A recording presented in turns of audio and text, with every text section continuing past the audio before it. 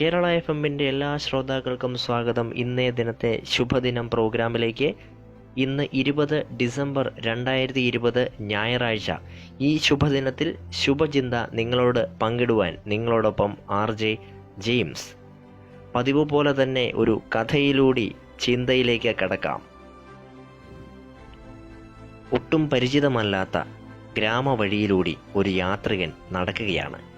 വഴിയിൽ ഒരു മരത്തിൻ്റെ ചുവട്ടിലിരിക്കുന്ന വയോധികനെ അദ്ദേഹം കണ്ടു. അടുത്ത ഗ്രാമത്തിലേക്കെത്താൻ ഇനി എത്ര സമയം വേണ്ടി വരുമെന്ന് അയാൾ വയോധികനോട് ചോദിച്ചു. ഒരു മറുപടിയും കിട്ടിയില്ല. വീണ്ടും ഒരിക്കൽ കൂടി ചോദിച്ചു.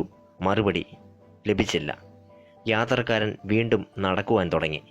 50 അടിയോളം നടന്ന അയാളെ വയോധികൻ തിരിച്ചു വിളിച്ചു പറഞ്ഞു, ഇനിയൊരു അരമണിക്കൂർ കൂടി നടന്നാൽ മതി അവിടെ എത്താൻ. വയോധികൻ പ്രതീക്ഷിച്ച ഒരു ചോദ്യവും വന്നു. താങ്കൾ എന്തുകൊണ്ട് ഇത് നേരത്തെ പറഞ്ഞില്ല? വയോധികൻ പറഞ്ഞു, ഇപ്പോഴാണ് താങ്കളുടെ നടപ്പിൻ്റെ വേഗം ഞാൻ ശ്രദ്ധിച്ചത്. അത് ശ്രദ്ധിക്കുവാനായിട്ടാണ് ഞാൻ അല്പം നേരം കാത്തിരുന്നത്. ആ കഥ അവിടെ കഴിഞ്ഞു. ഇനി നമുക്ക് ചിന്തയിലേക്ക് കിടക്കാം.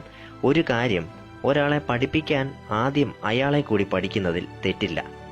എല്ലാ ചോദ്യങ്ങൾക്കും ഉത്തരം നൽകുന്നയാൾ മാത്രമല്ല ഗുരു. ചോദ്യത്തിൻ്റെ ആഴത്തിനനുസരിച്ച് മാത്രമല്ല, ചോദ്യകർത്താവിൻ്റെ ശീലങ്ങൾക്കനുസരിച്ചും ഉത്തരത്തിൻ്റെ വ്യാപ്തിയിൽ മാറ്റം വരും എന്ന് തിരിച്ചറിയുന്നയാളാണ് ഗുരുനാഥൻ. ചൂണ്ടുപലകകൾക്ക് ഒരു പരിധിയുണ്ട്. അവയ്ക്ക് ദൂരം മാത്രമേ അറിയിക്കുവാനും സാധിക്കൂ. സമയം അറിയിക്കുവാൻ സാധിക്കില്ല.